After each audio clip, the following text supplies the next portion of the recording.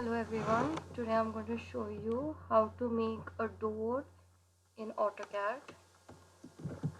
If I take a door of the size 3 feet, I'll take a rectangle at the rate 3 feet, comma 2 inches thickness.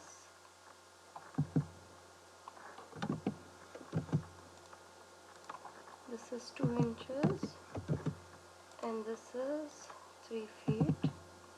I'll rotate it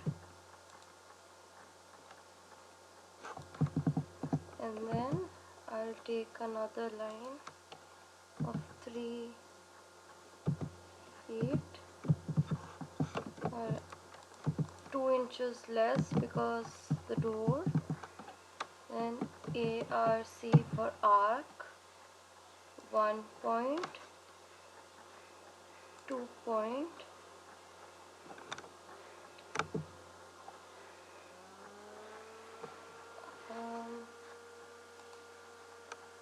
and the arc. Select this point, scale it, move this point from here to here, delete this line, enter. So this would be the 3 feet and this would be 3 feet. This is how you make a door in AutoCAD.